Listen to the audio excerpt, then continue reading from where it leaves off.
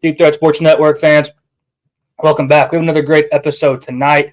Tonight with me, I have Ron, Bryant, and Dave. This is going to be a loaded episode. We're going to try to get through it fairly quick because there's so much to cover after an absolute loaded Week 5. So many good games. We could spend the next 6 hours if we had it sitting here talking to you guys about all the college football games we saw this weekend.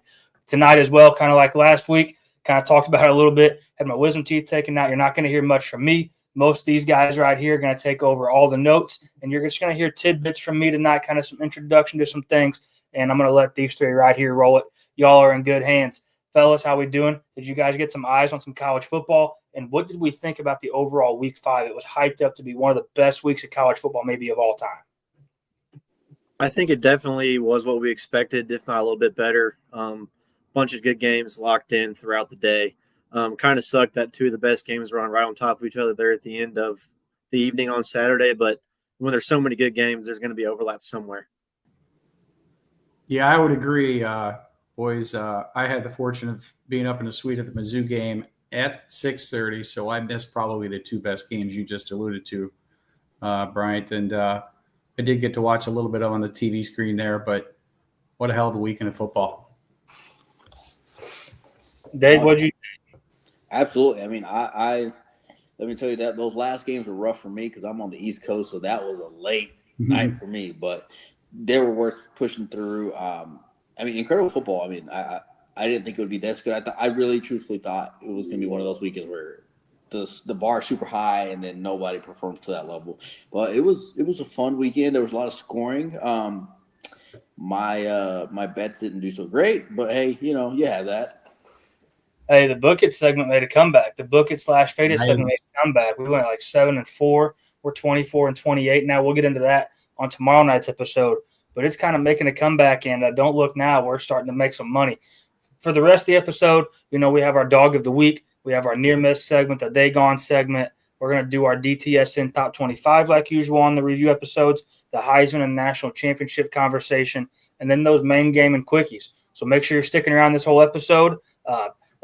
I feel like I don't have much excitement, but that's because I can't get the voice real up and ramped up here. So the first thing we're going to do on this episode is we're going to talk about our Dog of the Week, and I know Dave is absolutely through the roof over the guy we get to talk about on this episode for our Dog of the Week. So, Bryant, why don't you go ahead and break down who we have this week for our Dog of the Week?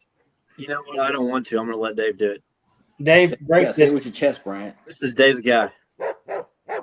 Man, Diego Pavia. Y'all know I've been talking about this man for weeks since last year, since he kind of but man, we talked about it earlier, and we all kind of mentioned, we're like, hey, who are we thinking for Dog of the Week? And I was still at work. I didn't even have a chance to reply Diego Pavia, but y'all knew I was going to say Diego Pavia. But I think it was Brian beat me to the punch. I mean, he had an incredible game. I mean, he is leading Vanderbilt to probably one of their best starts in probably a century, if not more. 321 passing yards, 5 touchdowns, 79 rushing yards, and a touchdown. I mean, the guy's just incredible. He's hanging out with Johnny Manziel now. I mean, he's probably going to get even better. He might get a DUI, but hey, it'll be all right.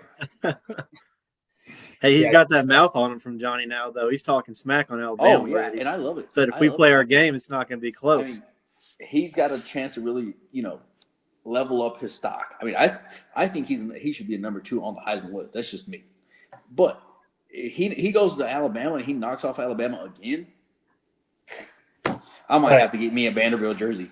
Hey, don't think Bama doesn't remember last year, boys. I think they're going to come hard. I don't know if that's what you were just going to say, Colin, but yeah, they're going to kick him. They're going to kick him right in the teeth. He's going to be doing the same thing. He's going to be ice packing his mouth like I am next week. I guarantee. There's no doubt they let him get away with this one. But Dave, since you kind of brought that up, let's just go ahead and kick it straight to our Heisman conversation and throw up our Heisman odds right here on the board. And let's just see where Diego Pavia is on those lists. Ron, I'm going to kick it to you first.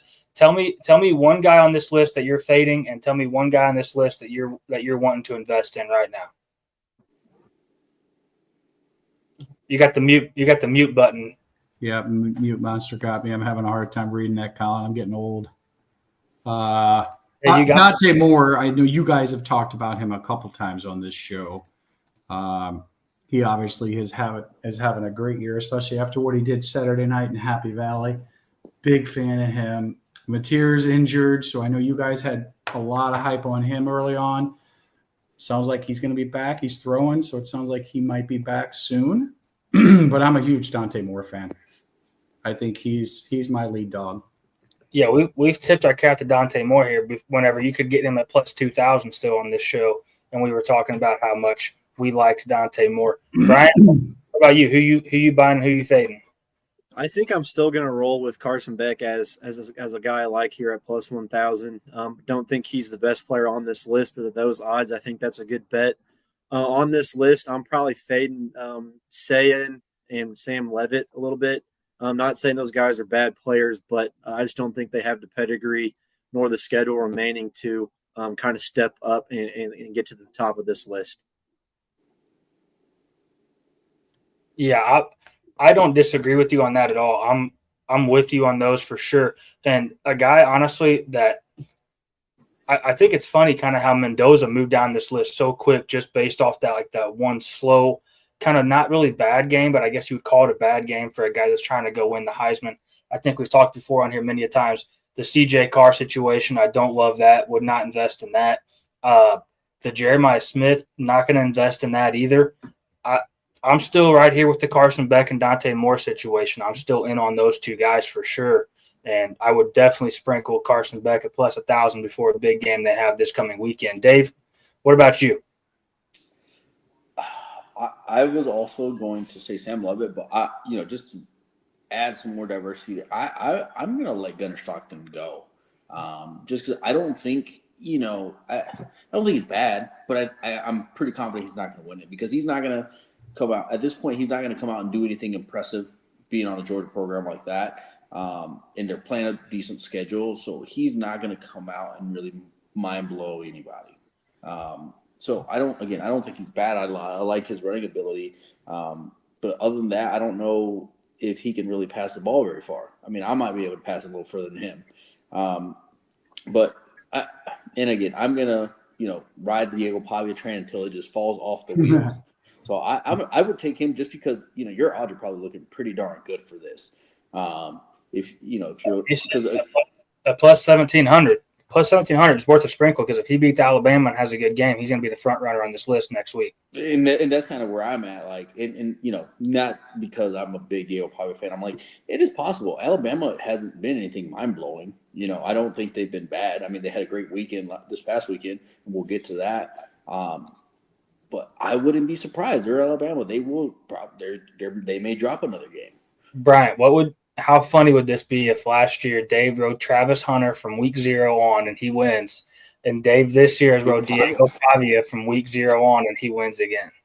We're going to have a future segment next offseason for Dave's bets only. It's just going to be called Dave's Heisman, and we're going to have to everybody's going to tail it. That'd be impressive. Well, while we're doing that, let's go ahead and talk about the national championship odds. You see right here with us. If you're on YouTube, you can see the graphic we have on the screen. If not, and you're listening to us through Spotify or Apple, hey, maybe pull up the national championship odds on FanDuel and kind of follow along with us here. Ron, hopefully you got the spectacles on and you can read this one a little bit better. Who you buying? Who you selling on this list? Notre Dame, obviously, they played fantastic last weekend. The first 2 losses really hurt them against good opponents. They'll probably run the table. They'll probably finish 10-2. I think that's going to put them in the conversation. And then the other team I like, and I'm a little biased here with Ole Miss, your boy Trinidad Chambliss. You've been talking about him since he came in. And by the way, can he win the Heisman playing in 9 games? I mean, if he continues to do this and carries that team to a playoff top 4, I don't know. I think they can have a chance to be in that conversation as well. Again, I'm a little biased, but they need to clean up some things on defense. They still give up quite a few points, as you saw against Arkansas, and they held Tulane pretty close. But I think Ole Miss has talent on both sides of the ball, and I think that would be a good pick at plus 2,000. I'm going to be honest. I'm completely out on Notre Dame still at plus 2,500. That's still a sell for me. I'm not as confident as you that they go 10-2. I'm more on the train that they lose to USC still and end up 9-3 and miss the playoffs. That's kind of where I'm at with them. I'm buying Miami at plus 1,300. I'm selling everything on Texas and Penn State at plus 800 and plus 900. Brian, where are you at? I'm right there with you. I think I'm buying Miami and probably Oregon too, since they're still the second highest odds to win it. But I am all out on Texas and Penn State at these odds where they're at for sure. That was going to be my two picks. Love that. Dave, there's no Vanderbilt on this list, so I don't know what you're going to do. Man, I just don't know. I think, man, I really don't. And I've been kind of looking at the list, and I'm like, who do I feel? I just feel like this year is one of those years where you can't pick somebody that's a lock. I feel like there is so much that's going to happen, in the next, even 2 weeks. Because I feel like this is one of those years where we've had a lot of really good matchups this year. And it just so happened that teams that weren't unranked previously are now ranked, and now we're having all these top 25 matchups. I don't think – and there could be a stat about this, but I don't know that there's been this many top 25 matchups week in and week out. Well, it's wide open. Like it's made betting college football extremely tough. It's made being confident in teams extremely tough because it is legitimately wide open. I was talking to a guy at work today, and I think Dave kind of hit the nail on the head here. Ever since NILs came to fruition, there really has not been a hardcore lock 2 or 3 teams like there used to be at all anymore. I mean, even every team has questions because it's such a level playing field, or at least more level than it was. Like even Alabama has questions. Ohio State, there's questions. Whereas 6 years ago, you could lock in 2 or 3 of these teams and have a really good chance to win it all every single season. And so that's why there's so much parity now for that reason. That's why it's so hard to take a team on this list and then weekly on the Book It segment on our weekly bets. It's just because it's such a level playing field now. To Brian's point, do you guys think that we'll get where – I feel like at this point we still have like some of those OGs like in Alabama, obviously in Ohio State, schools that have just been naturally, those top-tier programs that you want to go to. Now you're having like a Texas Tech kind of make the move. You're having a Missouri make a move, to where they're playing at that higher caliber. Do you guys think that once NIL kind of settles in a little bit, now it'll be the same thing, except now it'll just be the people with the deeper pockets like a Texas Tech that kind of hold those spots, because eventually the money's going to outweigh, I feel like. But then at the same time, I kind of look at it as, okay, let's say I'm going to be a backup at Georgia, backup quarterback at Georgia, but I can go to, I don't know, let's say Washington and make a bag and make them good. And I do have the talent to be a good, playoff team or whatever. I think it may also kind of keep it very competitive, but at the same time, I don't know if that will be the case, because I just feel like there's so much money that's going to be floating around at different programs, like the case of Texas A&M, like the case of Texas Tech. I mean, I feel like Texas Tech, you didn't really hear about them prior to, the last 2 or 3 years. Texas Tech definitely has the money. I'm going to let Ron and Brian take this, but Texas Tech has the money. Well, I think, Brian, you made the comment. There's absolutely no doubt that NIL has created parity. No doubt about it. It's wide open. It's funny, though, how we all went through that list and picked a couple teams each. Not one of us mentioned Ohio State. Maybe it's because we're a bunch of degenerate gamblers and we don't like the plus 500, but they're the defending champs. Their schedule isn't terribly tough. They play in a good league, but right now they're the number 1 team with the best odds. And they're the defending champs, so you gotta consider Ohio State being in that Final Four, without a doubt. Absolutely, I just think right now with them is there's more questions we've had not seen answered as of yet. Now I definitely think there's a chance that they answer them in the next 6 weeks, 6-7 weeks, however many games they have left. For sure, that's a good bet. I just think there's a little bit more money. There's a little bit more on the plus odds team, just a little bit below. But I think Dave's a little bit right there. I think it'll start to get a little top heavy where the money's at, but I don't think it's going to be as top heavy as it was, in the 2010s, 2000s, and even before, where it was like Miami all the time. Notre Dame was really good, Alabama, etc. I think there's going to be a closer gap with NIL now than there was back then between the middle tier teams and top tier teams. No, I'm definitely in alignment with that. I don't disagree at all. And that's – we talked about a lot of that stuff in the off season when we had, nothing but time to sit here and try to figure out stuff to talk about. So we'll definitely get back into that, and we'll kind of see it all come to fruition as the season wraps up and we get back into the offseason and see what more of these teams are going to do moving forward. So, but real quick, let's go ahead and talk about our top 25 here. And with that being said, I'm going to let Bryant kind of read our top 25 because I don't feel like saying all those. Bryant, go ahead, buddy. All right, Deep Threat Sports top 25 here going into week 6. 1 through 5, we have Miami at 1, Oregon 2, Ohio State 3, A&M 4, Ole Miss 5. 6 through 10, we have Indiana at 6, Oklahoma at 7, Iowa State at 8, Vanderbilt Commodores at 9, and Missouri at 10. 11 through 15, Texas Tech, Alabama, Georgia, Tennessee, Arizona State. 16 through 20, USF, Georgia Tech, Memphis, Virginia, and Florida State. And then to round it out, the last 5, we have LSU, Louisville, Illinois, North Texas, Mean Green, and BYU Cougars at the 25. Ron, why don't you go ahead and tell us what you do and don't like about this top 25 since you're kind of coming in and you're not necessarily a part of us putting this together. If you're a bystander looking at this, what are you kind of liking and not liking about this? Mute button got you again. You guys talked about this a couple weeks ago when I was on the show.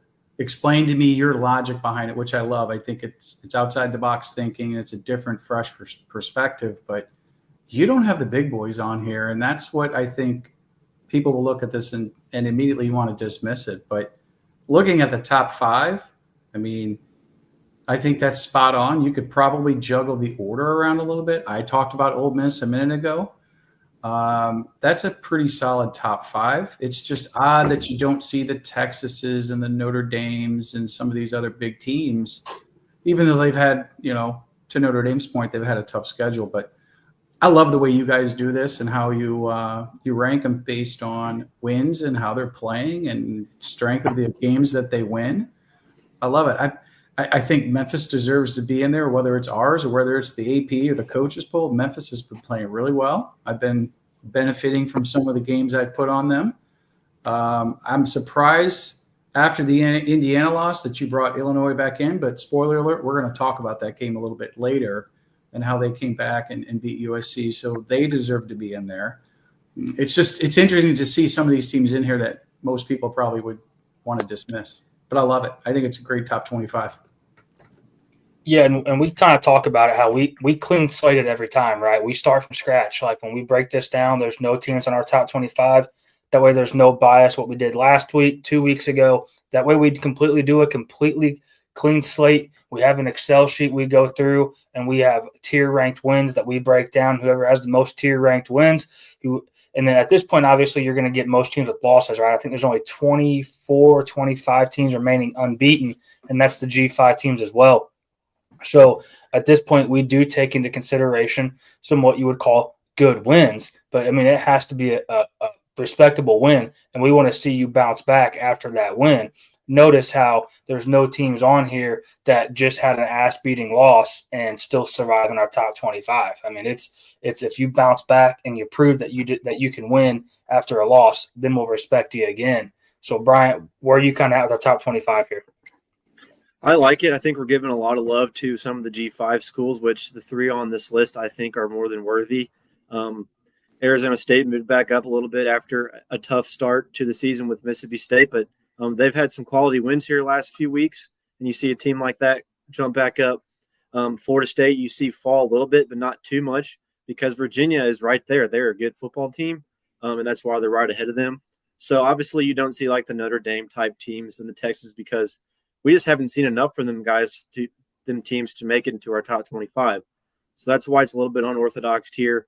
We give more to the quality wins like Colin mentioned, and probably a little bit more than others to the bad losses or close losses when you should have won. And that's why you see it laid out here with the 25 we have going into week 6.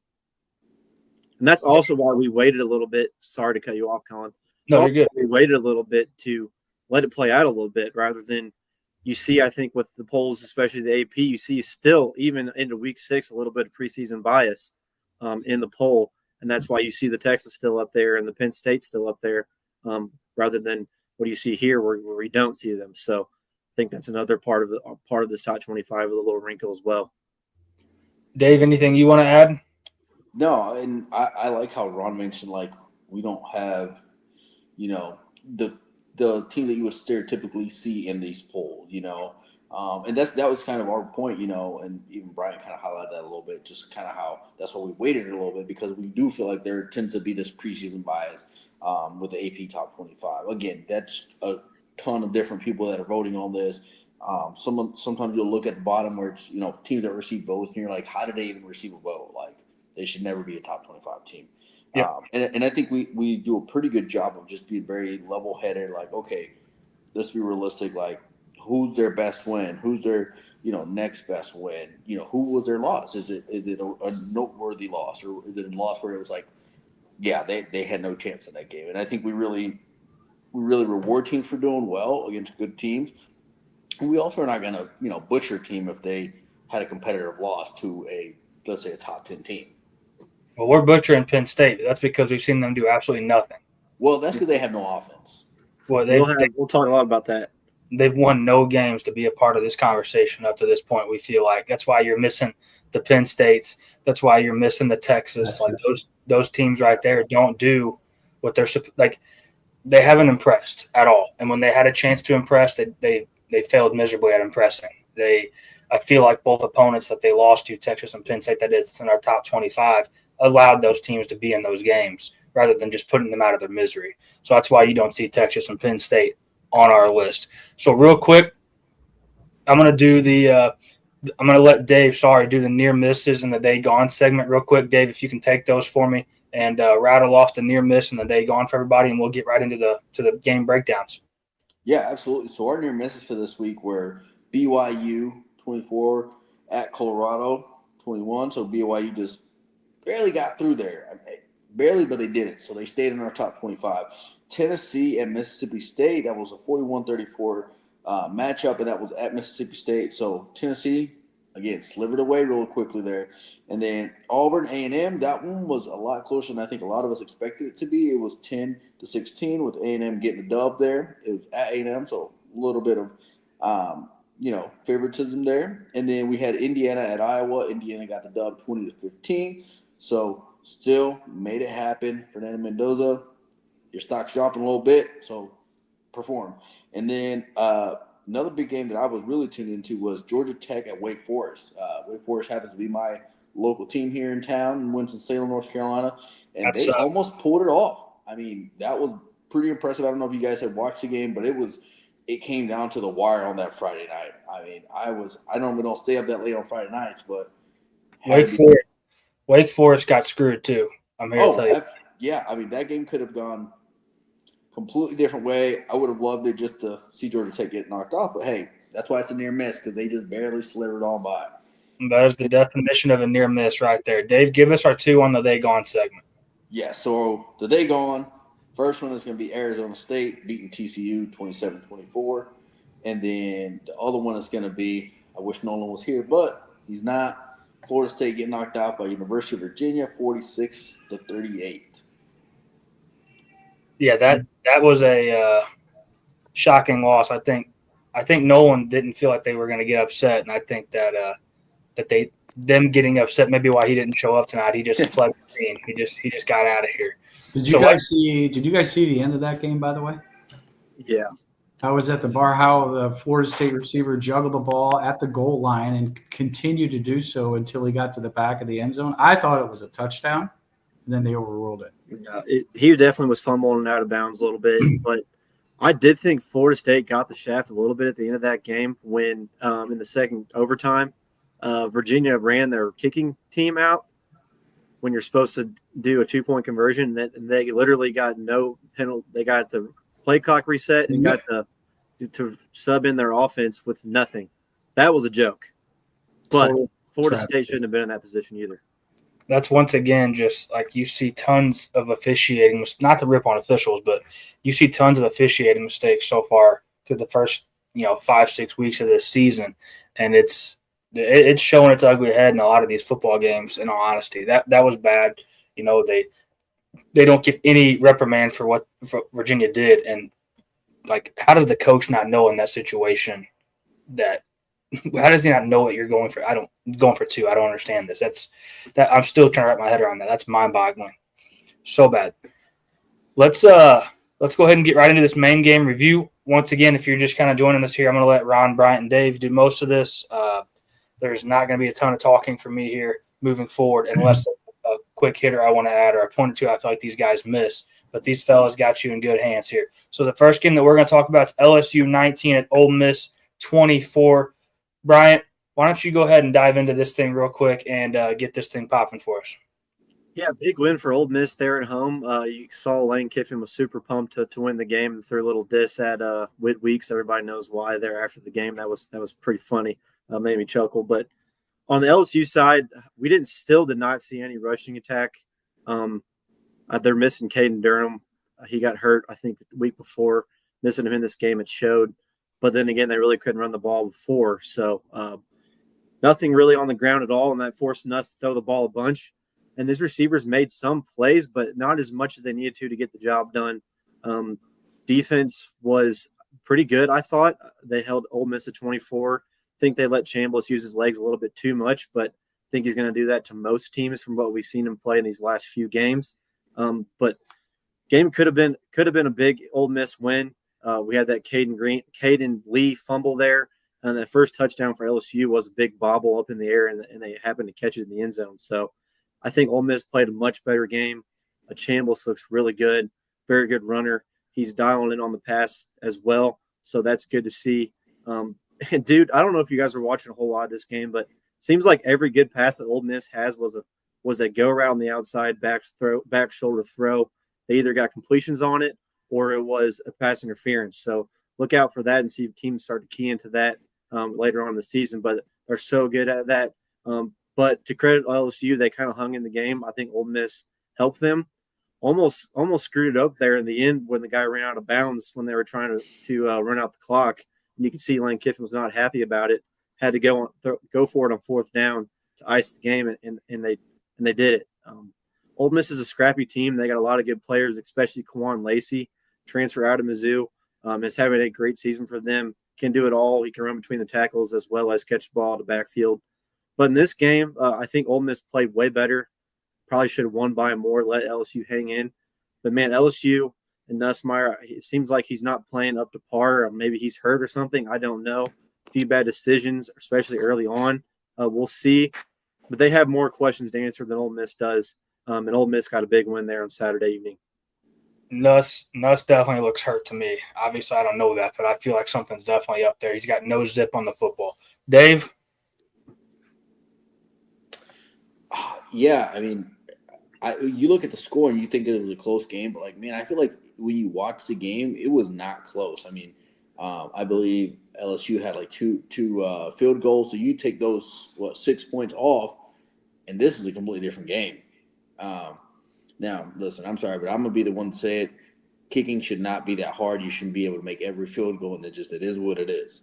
So I'm not. I don't even give credit to those field goals. Like, you should make those. But even then, LSU offense was like not a whole lot going there. On the other hand, I thought Trinity Chambliss, and I know Colin, you had been very high on him from the beginning. I kind of started digging a little bit into him, just kind of how he got to Ole Miss and kind of his whole path to there.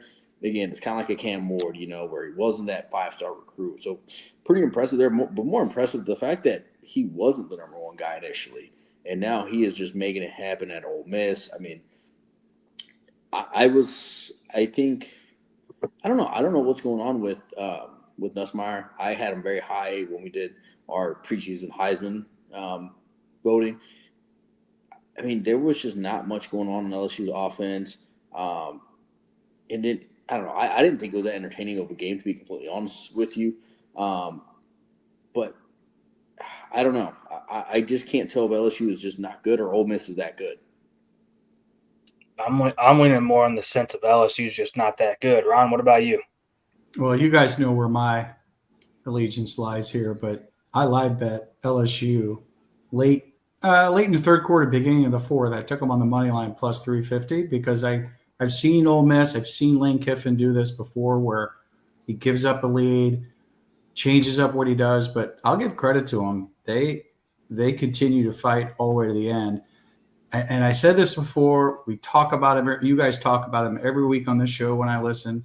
Look at the numbers on Chambliss. Like Trinidad's just absolutely lighting it up. On the ground, 71 yards, 314 yards passing. The kid's just dynamite. And the key, I think, in this game was Ole Miss was 50% on third down conversions. I think that was the difference in the game, and the fact that LSU's offense seemed to struggle a little bit. Maybe Ole Miss defense stepped up, but you convert on, and even on fourth down, there were 2 of 2. You convert like that, you're going to win some games. I mean, Ron, if Caden Lee does not fumble, and Ole Miss does not have 14 penalties, this is a 2-touchdown plus win, in my opinion. And that's why I picked LSU. That's why I picked LSU. I thought they were going to come back and win it. I'll be honest, and I'm an Ole Miss fan. But I tried to. Yeah, they wanted to give it away, but I think you guys touched on it. LSU seems to be out of sync right now on offense. I think it's just a Nussmeier has no zip, doesn't look healthy. They have no run game to help him out at all. I think the offensive line looks very suspect. I think it's a bad offensive line right now. I think you combine all those things on that offense, and that's why they look like they struggle, man. And then you sprinkle in Brian Kelly, and when things get going rough, Brian Kelly's not the guy that you want because he doesn't help you out. He makes things worse whenever your team's not performing offensively. And it's a shame because this defense has got it figured out, and Blake Baker's done a fantastic job. Yeah. Anything else on this game, fellas? Hotty toddy. Hotty toddy, baby. Trinidad Chambliss, my guy. The next game that we're going to talk about here is Alabama 24, Georgia 21. Dave, kick it to us real quick. Tell us what you got on this Alabama-Georgia game. Man, this is where I lost most of my money on this game. My neighbor across the street is a huge Georgia fan, and I texted him that literally right before the game. I said, "Hey, man," I said, "Give me your honest opinion. What do you think?" He said, "Man, I really think we got it."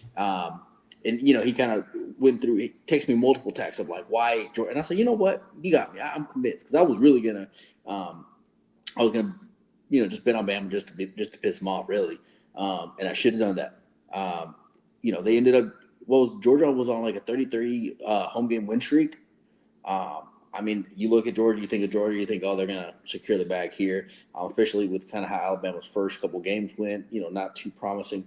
But I think the biggest thing here for me was Ty Simpson. I know we have kind of questioned him at the beginning of the season, but I mean, he wasn't amazing, but he got it done. And I think that's all you need at Alabama is you just need to do your job, make sure you do your job. And he did. He had 276 yards, 2 touchdowns. And, Alabama just did what they had to do to win the game.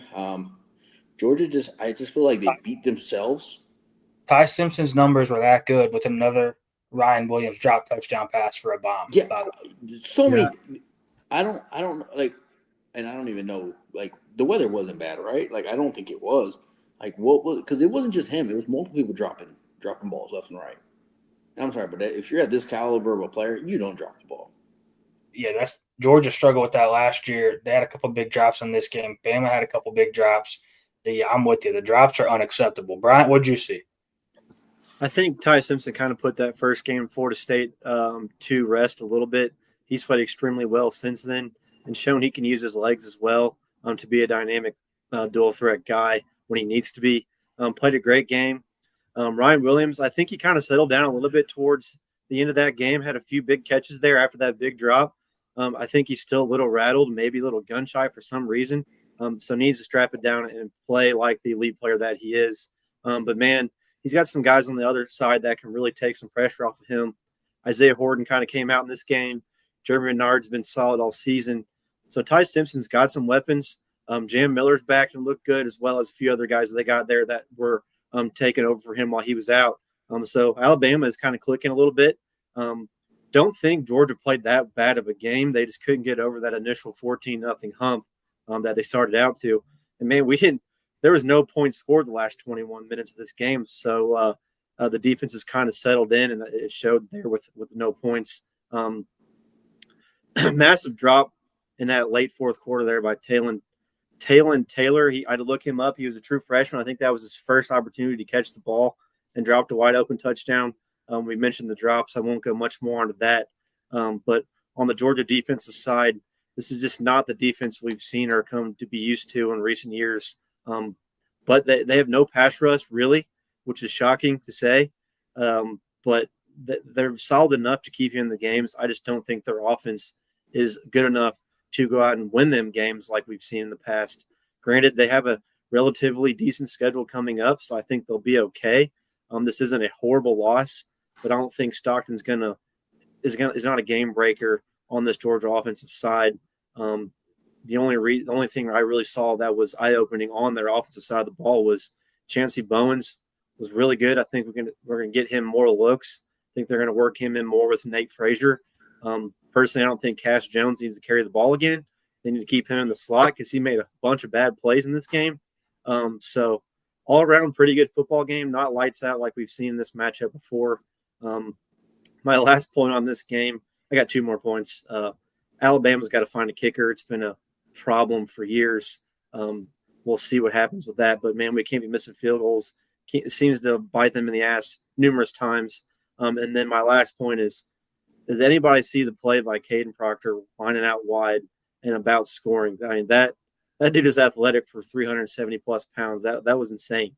I would have ran that play 10 times in a row. Yeah, 10 yards, easy. You're going to score if you run it 10 times. That play 10 times in a row. That dude's an absolute monster. Ron, what do you got here, buddy? I told you guys on your chat message board last week when I was listening to the show that the dogs were going to expose Bama. Do you remember that comment I made? Man, I couldn't have been more wrong. Look, Bama went 13 for 19 on third down. That's a critical stat in any good matchup like this. But you factor in that drop pass by Williams and Ty Simpson's 300-plus yards, 3 touchdowns. We didn't even mention him in the Heisman talk earlier. We didn't go into a whole lot of detail. You guys have touched on him throughout your show, but the kid's playing great. He's playing fantastic. Now, we're going to find out, maybe to wrap this up, we're going to find out in the next 7 weeks. Bama plays 6 of their next 7 games. There's a bye week tucked in there against top 20 opponents. A couple of them are on the road. The rest are at home.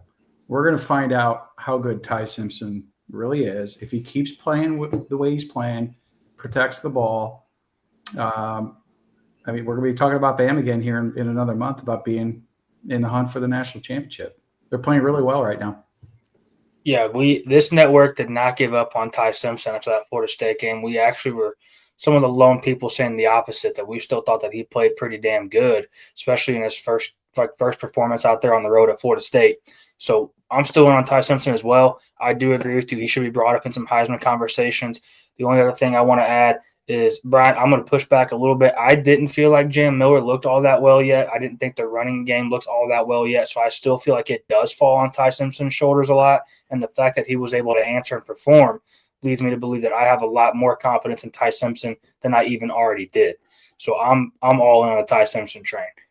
Anything else on this football game? Okay, the last big game that we're going to break down before we get to our quickie segment here is Oregon 30, Penn State 24. Oregon moves to 5-0. Penn State moves to 3-1. I don't even have to speak. Thank God I don't have to speak this week because you guys know the direction that I would go on the James Franklin and Drew Allar conversation. So I'm going to let these fellas take it here on this game as well. And I wish I could say I was surprised, but I'm not. Ron, tell me what you saw in this football game. Man, the mute monster gets Ron a lot here. Sorry, boy. Hey, you're just working the jitters out, baby. You're still in week 0. Yeah, I'm over here trying to pull up a stat because this is my comment. I love Oregon's the way they play the ball, play the game. They're playing fantastic right now on the road, tough environment. I bet the over, the live bet the over. Things settled down kind of in that fourth quarter. But my biggest takeaway from this game, Colin, you and I talked about it earlier. James Franklin just cannot win the big game. I mean, the guy is at Penn State, top 25 opponents, he's 17-26 record. Top 10 opponents, he's 4-21. The guy just can't win a big game. I didn't get to see a lot of this game. I was watching him from the tailgate. But Oregon's Oregon. Dante show, man. I thought it was a big win for Oregon to solidify them in that conversation for the national championship game. It's the give me more show, baby. Dante Moore, DeCorian Moore. Just let me watch more of them too. Pun intended. Dave, what'd you see here? To Ron's point, I think it was a big difference of showing, what a good quarterback can do for you. And I think this is what it really came down to. Because I don't think any team played terrible, but I just think it came down to the offenses. I mean, you look at Drew Aller, he was supposed to be, next best thing. And if you look at his stats, man, his completion percentage has shot to the floor from game one to now. I think he was at like 84% completion in game one versus I think this game he's been averaging about 50% completion. And if you're at Penn State, that's not what they expect from you. I mean, this game he averaged 5.5 yards per attempt. That's just not going to cut it in a game like this. They need you to make those big plays. They need you to stretch this game because you're not going to win this game against Oregon by, just getting those easy slot routes. Like, you need to be that guy, just kind of like Dante Moore was. I mean, he made it happen. Granted, both of the defenses I thought played pretty well for the most part, but I think Oregon was just able to overcome that because they have Dante Moore. And then I don't know. We were really high on Penn State's running attack at the beginning of the year. I mean, I know I Nick Singleton, I mentioned him, he could even win the Heisman. But man, I have not been impressed whatsoever with their running attack.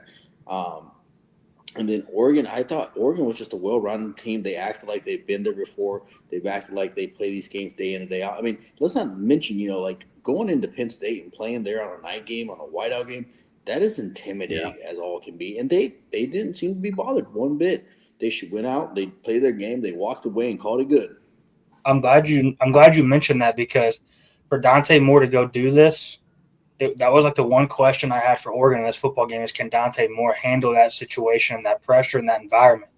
Dude, the guy answered every question. Yeah, check, perfect answer. Leave it at that. Check. I mean, you are 100% right. And the only couple things I want to say here, and I'm going to let Brian take over the rest, is the Nick Singleton situation is very concerning at this point. I don't know what's going on there. It looks broken. That's not good. And I have a stat for you guys that I dug into. Drew Aller has under 5 300-yard career passing games. Under 5 300-yard games throwing the football. Wow. He was supposed to take a massive step forward.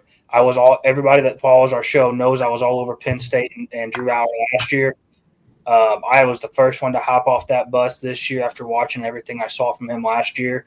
And this is just another reassuring fact that I got off at the right time because it is not good right now. He threw one good pass in this football game, and it was a dime. It was a touchdown, 35 yards. And I about fell off my couch with ice packs on my face because Drew Aller actually threw a 35-yard touchdown. Like, legitimate. I'm not – like, there's no – I know you can't tell because I can't tell that right now, but there was no smart ass to my comment right there. I was shocked that he actually could do it. And it's not good, fellas. He threw one pass beyond the line of scrimmage in overtime. It was an interception. I thought it was laughable. Brian? As a game overall, man, this was pretty slow going to start. I mean, there was only 3 points scored in the first half. Defenses were kind of settled in, it seemed like. But the game started going there in the second half.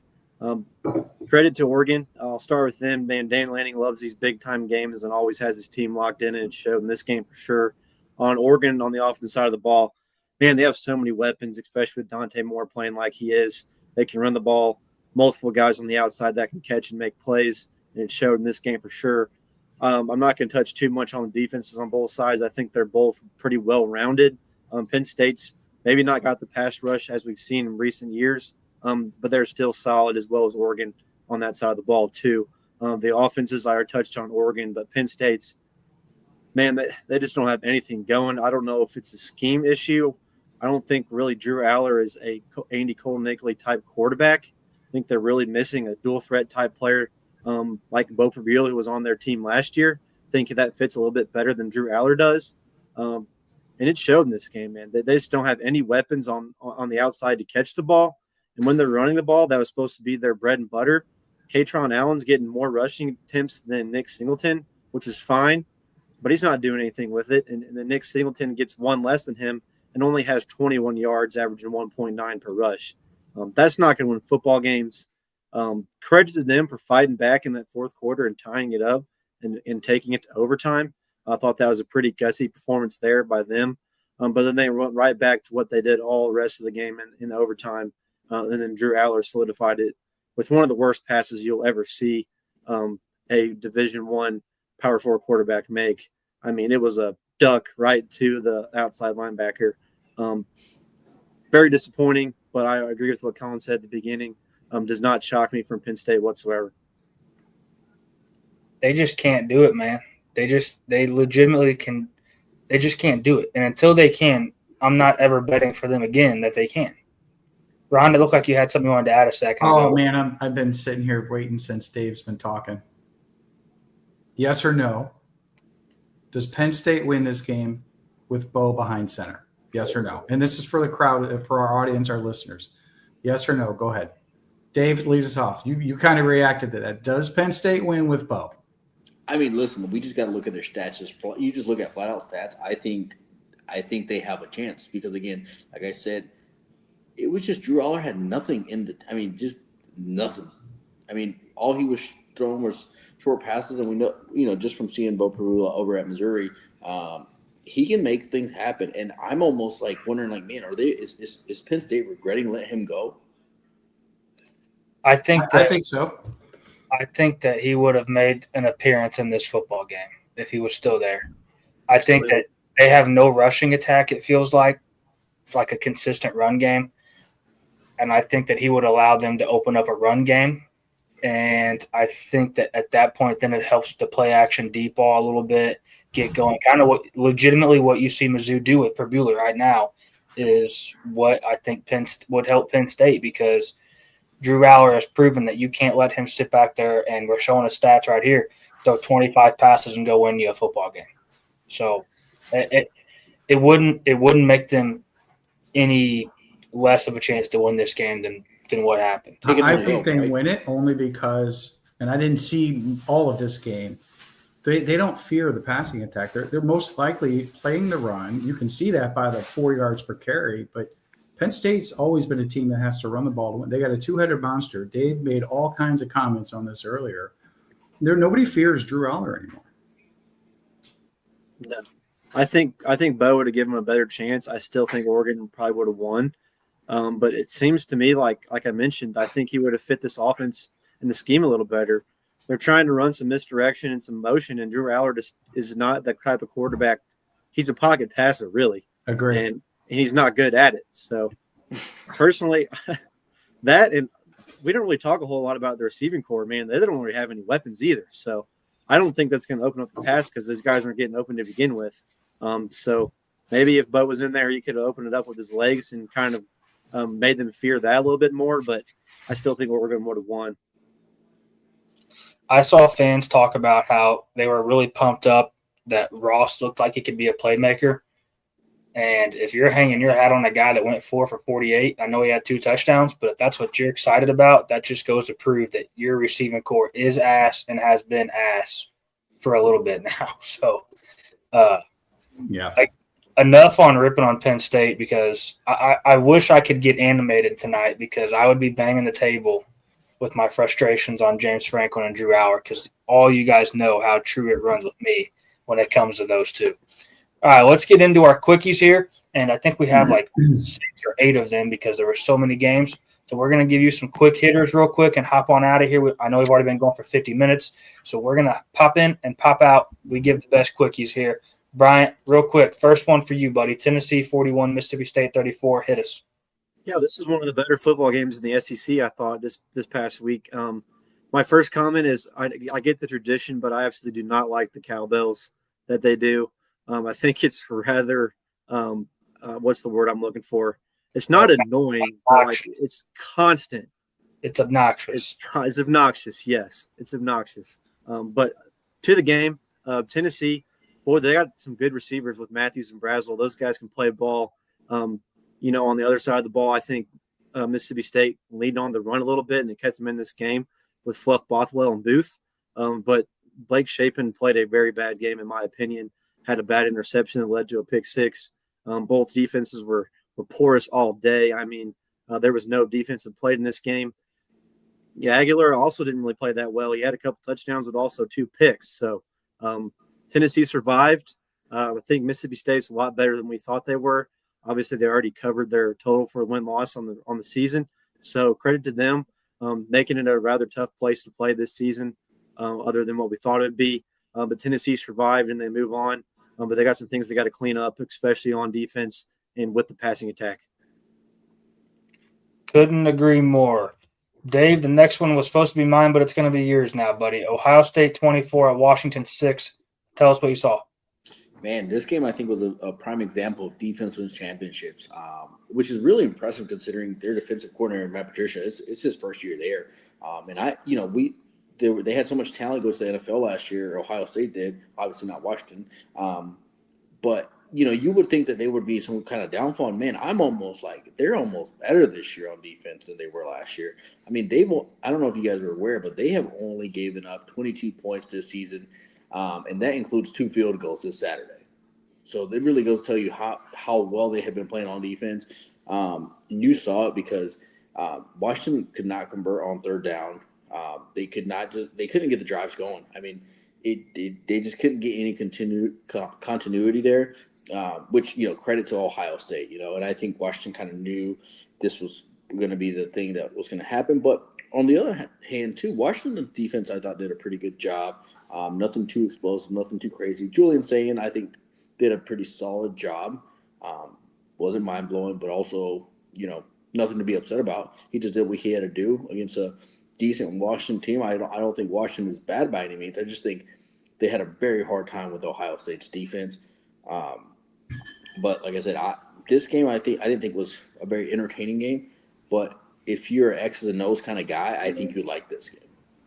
Yeah, and Washington's best cornerback, Tacario Davis, I believe is his name, and he was out. That loomed to be pretty big for them.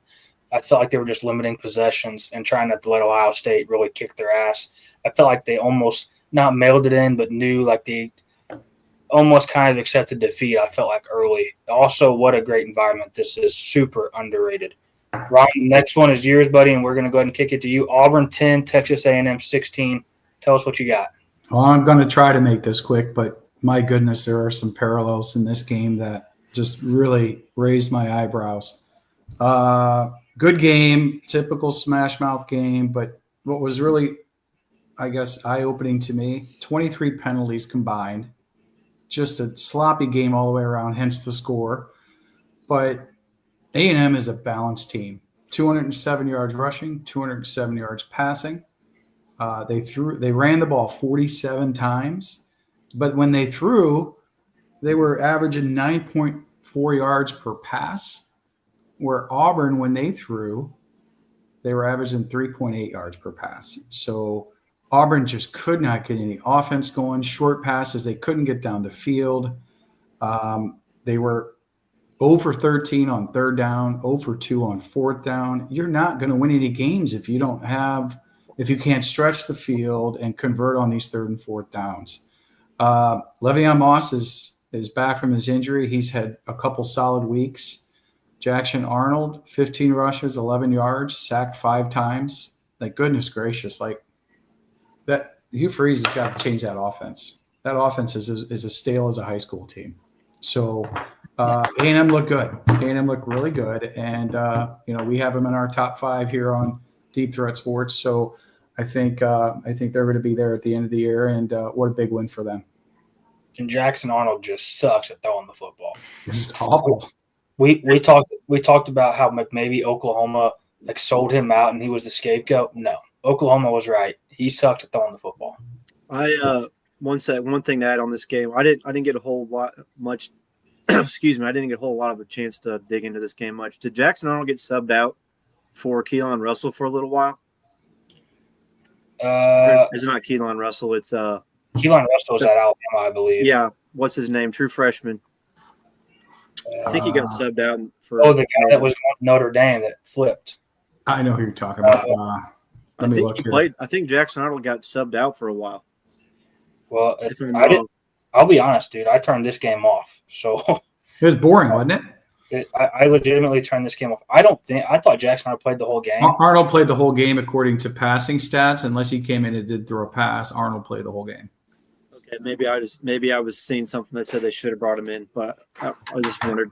And to your point, Brian, maybe they should, because I you're think it's 13 on third down. You're throwing 3.8 yards per pass. Like, that's I think it's something to pay attention to for sure. I think there's a little bit of an opening maybe for somebody to move in, but I don't know. Yeah, I didn't think he did because, like I said, I turned it off, but that about threw me for. I about had to really flip the table over and start over on that whole this whole entire quickie on that game and do a full breakdown on it real quick. I mean, there's enough stuff here you could just talk for 10 minutes on this game, because, I mean, I looked through this and was like, my goodness, this should have been a 31-10 blowout. They're not good. The Auburn, and it's a shame because they get really good receivers and a great defense. Yeah, there it is. Nolan's coming in. He's not with us tonight. Deuce Knott, that's his name. Thank you, Nolan. But no, I don't think he made an appearance. But if he did, if he didn't, he should moving forward. That's for damn sure. The next game that we're going to talk about real quick, actually, that Brian's going to talk about, is Indiana 20, Iowa 15. Brian, what do you got, buddy? Yeah, this was a defensive game like we all thought. I think it would be. Don't have a whole lot in Iowa. Their defense is as usual, very stout, good against the run and good against the pass. I'm not worried there. I'm worried about the offense. Starting to think Mark Gronowski is absolutely not the answer. Had one touchdown and one fumble and an interception in this game. Did not play well whatsoever, but their defense kept them in the game. Credit to Indiana. They pulled away late. Thought Mendoza played a good game. Just needs to limit the turnovers moving forward. They ran the ball well. But I think the biggest exclamation point for this game is Eli Surratt for Indiana, turning out to be a really good receiver for them, and they're leaning on him, especially in this game. So look to him to make more of an impact moving forward. Also kind of a boring game in my opinion, but they typically are there in Iowa City. Good thing for Indiana to get this win. They got some impressive wins on their belt so far this season. Look out for them moving forward. Indiana -6.5. By the way, all-time bad beat. Yes. Those running out of the back of the end zone to end the game for Iowa to cover. So if you had Iowa, congratulations. If He you had took Indiana, a lot of heat for that too, didn't he? yes, he did. And if you had Indiana, I am sorry. I've been there before. That one stings a little bit. Like, you should almost get your money back from the books on that one. The next game for Ron to break down here in the quickie segment is USC 32 at Illinois 34. Probably the most exciting game this weekend, next to the Oregon-Penn State game. I think, I did see some of this game at my hotel room before I went over to the Mizzou tailgate, but back and forth. Illinois had two 14-point leads and gave, opened the door to let USC back in. Mainly through their passing. USC had 43 passes. Maeva was spot on. Another great game for him. He averages about 28 passes a game. So between Lemon and Jordan, they had 31 either receptions or rushes. They leaned on those two pretty heavily as well. But give credit to Illinois and the way they came back in this game. Bielema's got to be happy with how they hung on. Not only to the lead, only to lose it inside of 2 minutes and then just proceed to take the ball down. I think they had 5 rushes for like 40-plus yards. They were helped on that last drive by a 12-yard pass interference. And with 4 seconds left, they made the field goal, which had to be a great moment for that kicker. USC, to note, though, they did go 4 or 5 on 4th down, and that's what allowed them to come back into the game. But tough loss for USC. Great rebound for Illinois coming back after that curb stomping they took from Indiana. If USC, I think, was fully healthy, I think they win this game, but they weren't, and you can't change that. But I think that played a pretty big part in this football game. Dave, the next quickie is you, buddy. Notre Dame 56 at Arkansas 13. Tell us what you got on this one. Man, this one I think was more just like a highlight reel for Notre Dame's offense. C.J. Carr, what a performance. 4 touchdown passes, 354 passing yards. Just incredible. Again, it's Arkansas, so can't take that with a grain of salt, but still, he's still putting up really good stats there. Notre Dame, 6 touchdowns in the first half alone. That just I mean, what do you do there? Like, they just overpowered you straight up. Jeremiah Love was also very impressive. I know you guys are big fans of him because he's a St. Louis guy. But responsible for 4 total touchdowns. I think it was 2 on the ground, 2 rushing, or 2 on the ground, 2 receiving. And the defense looked a little bit better, but again, take that with a grain of salt because it is Arkansas. Arkansas had really nothing. I think Taylor Green maybe had 81 yards, on the ground. Other than that, nothing much else there. This was the first matchup for Notre Dame and Arkansas, and not quite the one they wanted to have.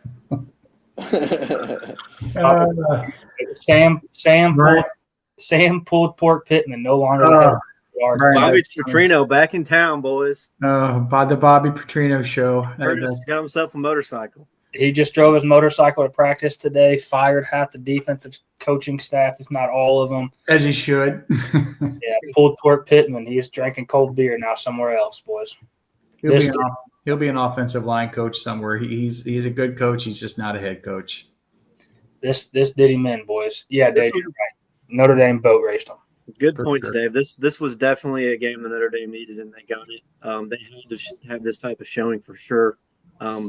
Obviously, I don't think Arkansas is what we thought they maybe were with some of the games earlier on in the season. And I think credit is credit due. I think Notre Dame had a big part in that. We said about 2.5, 3 months ago that Arkansas maybe could get Notre Dame sleepwalking, and that did not happen. But I think also that did not happen because Notre Dame wasn't 4-0 coming into this game. Notre Dame having 2 losses was the worst thing that Arkansas could have ever had happen in this football game. Hey, and they have a history in their first month of the season losing to a G like Marshall 3 years ago, and was it Northern Illinois that they lost to as well a couple of years ago early? Yeah, Brian. Will never let Notre Dame forget that. Yeah, and so they have a history of that. Now this year they have a couple losses to top 10 teams, right, or very good teams. I tell you what, Notre Dame, I think, Colin, I'll go back to what I said earlier, 10-2.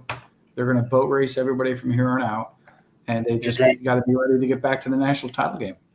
You're drinking that Kool-Aid. They also lost to Stanford a couple years ago, too. Don't let Marcus Freeman forget you. I was at that game. You're exactly right. Exactly right. So they've had their tough starts to the season, but, man, with Arkansas's defense, they give up points all the time. I think Notre Dame's gonna get on a roll now. You're drinking the Kool-Aid. I am. TCU 24, Arizona State 27. Bryant, tell us what you got. Hey, Colin, before we move on, let's pull up Nolan's question and see what we can talk about real quick with this. I'm gonna let you read it. Go ahead, buddy. Can Notre Dame still make playoffs since USC is unlikely to be ranked when they play? That's a tough question. Really tough question. If Notre Dame goes 10-2, they do not leave Notre Dame out of the playoffs. Name brand. Right. Yes, I think that's the answer. It doesn't. I don't. Yeah, if USC doesn't win a game the rest of the way, Notre Dame still beats them, and it goes 10-2. They're not leaving name brand Notre Dame out of the playoffs, especially after the run they made last year in it. Just no possible way. Aim with 2 quality losses as it sits right now. Yeah, no, I think there's no way. Absolutely no way. Agree. All right, I'll move on to TCU and Arizona State. Nolan was supposed to do these, but he's getting ready for a family wedding, so we're giving him the green light to go ahead and do that. So if you got any hate on these notes, send it to him. Let's start with TCU on the offensive side of the ball. Josh Hoover did not have a good game. Only had 242 yards passing and 2 interceptions. Not what they need to see from him to be a type of team that we think they could be. We're contending for the Big 12 title. So he's going to need to play better than that. On the defensive side of the ball for them, the defensive line kind of got pushed around a little bit for TCU and allowed Arizona State to run the ball well. They had a 1.5 offensive line yards created per rush. Arizona State did on TCU. You cannot let that happen, especially when you're a pretty evenly matched team to the guys you're trying to defend. So they need to clean that up. I don't think TCU is dead in the water whatsoever. But they got a lot of questions to answer, and Josh Hoover has to play better. On the offensive side of the ball for Arizona State, continues to be strictly Jordan Tyson and Sam Levin making all the plays. They're going to have to try to find another option there to take some pressure off those 2 guys. Granted, those 2 guys are very good at what they do, so I think it could take them a long way. Kind of see them rebound a little bit after that first initial loss to Mississippi State. who seems to be a better team than what they thought, though. So got to find another weapon on the offensive side of the ball. On defense, thought they did a really good job limiting explosive plays, containing and making tackles. Like I mentioned, TCU had 2 interceptions thrown to this Arizona State defense. So credit to them. Thought they played a really good game there excuse me, there at home against TCU. Overarching thoughts, Nolan has it down here. 3rd and 4th downs in this game, there were 12 of 32 overall. TCU was 5 and 12. Arizona State was 7 of 20. Classic Big 12 play, in my opinion. They go for it a lot and seem to not convert a whole bunch. So another thing for both teams overall to clean up is the 3rd and 4th downs. It's a shame for TCU letting this one slip. It looked like they had everything in front of them to make a Big 12 push, and they let this one get away. This next one here, it's a damn shame no one's not here. Hopefully he's listening in the comments. I'm going to rub it in a little bit. Nolan, what a great football game by Florida State to score 38, but then to go ahead and give up 46 to Virginia. So, Brian, tell us what Nolan has down. He might have a short story down for Florida State on this one. Go ahead and give us the quickie, though. I'm going to start with Virginia, and we'll finish with Florida State because I think that's what Nolan would have done. Man, he texted us right before the game. We took Florida State right before the game. I don't think we put it out there, but I was just as confident as he was. So this game came a bit of a shock to me. But Virginia, man, they looked good. Chandler Morris is a really good quarterback. I think he showed in this game he can do just about everything.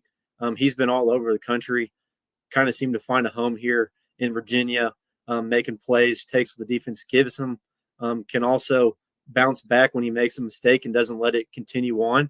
So credit to him. I thought they looked really good on offense. On defensive side, they got a better push than they've seen so far this season and caused some havoc, making Castellanos make plays. And it seems like that is when he can be vulnerable, is when he has to kind of scramble around a little bit and try to make something happen on nothing. And it showed in this game. And also, man, Virginia, those guys, they were played so hard in this game, fighting hard, getting more yards when they needed them, and just making all the plays when they needed it. And one of the reasons we took Florida State was Nolan made a point in the preview is their starting center was out. And when Virginia's starting center has been out, they have not played good. But the backup filled right in, and they played well. This could be a sneaky team in the ACC. So let's go to Florida State. On the defensive side of the ball, boys, man, they could just not tackle. They would have him bottled up, and he would get 4, 5, 6 more yards.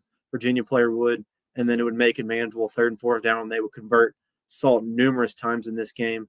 The ends cannot contain Chandler Morris. Nolan has a note here. Everyone besides Darrell Jackson did not bring A or B game. They looked out of place at all times and just weird gap schemes and missing their reads on the defensive side of the ball. His notes for the offensive side of the ball, thought that I agree with him. I thought Florida State played well on the offensive side of the ball. I don't think that was an issue. Made plays when they need to, especially to tie the game there late in the 4th quarter. Wild little bobble deal that Ron kind of mentioned earlier with Deuce Knight in the end zone there in second overtime. Could have went either way. And then Virginia just took over and won in overtime. Quality, I don't think Florida State has nothing to be ashamed of in this game. Yeah, they lost, but I think Virginia is actually a pretty good football team. I think we're going to see both these teams make some noise in the ACC this year. And my last thing to add, I thought was kind of funny. That might have been the quickest field rush I've ever seen in my entire life. I don't know if we know that Florida State receiver is alive because he got trampled, but I thought that was pretty funny. That's Ron's boy, Squirrel White. Ron's been a Squirrel White fan for like 3 years. It's a inside joke, but that's a true story that he has been a Squirrel White fan. But yeah, Deuce Robinson with the drop. You'd mentioned Deuce Knight. Too many deuces. But sorry, Deuce Robinson, excuse me. Deuce Robinson on that one with the hell of a bobble. That was a wild game. Very wild game. You guys, anything else on this one? Everybody good on any other games you guys want to talk about while we're here real quick? Everybody squared away? Okay. So moving forward, we'll be back tomorrow night. Hopefully I have a little bit more enthusiasm and hype and can get going a little bit more here. And we'll get everything fired up. But, yeah, tomorrow night we'll be back. And I think it might just be Bryant and myself. Could be wrong. We could have Ron may make a guest showing with us again. Dave may be there, not sure. But, yeah, no one is taking care of some stuff with a wedding, so he will be out. But, yeah, we'll talk about how that Book It segment's heating up. May not be a Fade It segment no more. But while the getting's good, we're going to call it the Fade It segment because we're superstitious here. And we're going to keep things exactly the same and keep doing that. So, once again, thanks, everybody, for showing up tonight, following along with us. Make sure you're liking, subscribing, hitting the alert button. You can find us on YouTube at Deep Thread Sports, Apple Deep Thread Sports, Spotify Deep Thread Sports, XDT_sports_, Facebook Deep Thread Sports Network. Hey, Ron, thanks for joining us tonight. You're welcome anytime. Dave, Bryant as well. See you boys again soon. I'm Colin. Until next time, fellas, peace.